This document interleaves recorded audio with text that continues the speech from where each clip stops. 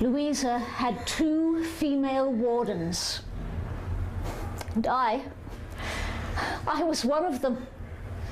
Do you think something might come from the governor? It might.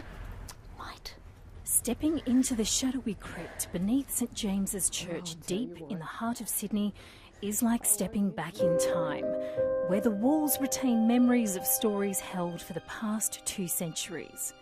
This utterly beautiful place, and the atmosphere is just unlike anything. Not wishing to go too morbid, but there are people buried here, and there's such a sense of presence, and it just elicits respect to be here.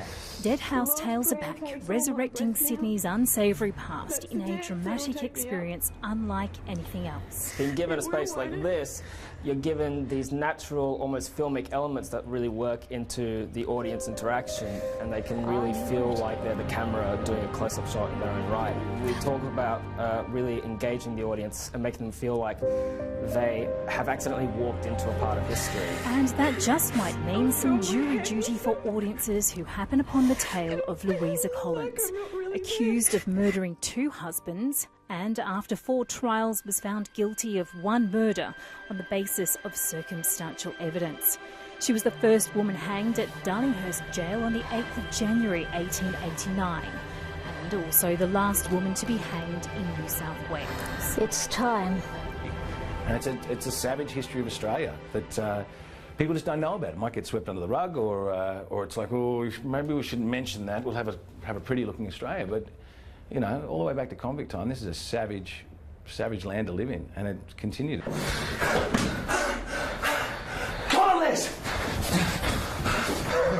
That was a tighter fit than I thought it'd be. I think after being in the slamming, you'd be used to tight spaces.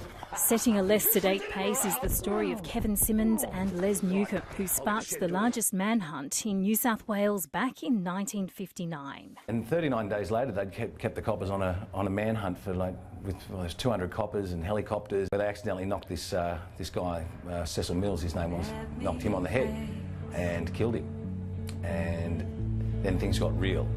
In bearing witness to these stories, Dead House Tales pushes the limits of what theatre can do. Theatre is about moments. It's about little tiny moments and capturing uncut, unedited, these singular motions of time where someone is just expressing something to another person.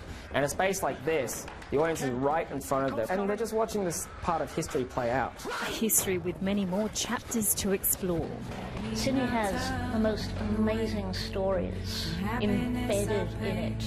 The principal cemetery of Sydney has been moved 3 times. When you go through the subway at Town Hall, you are passing through the first of those cemeteries.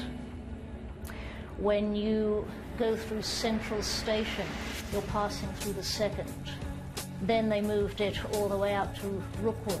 Sydney's built of sandstone and, in many senses, on the graves of those who came before. Dead House Tales has only just scratched the surface.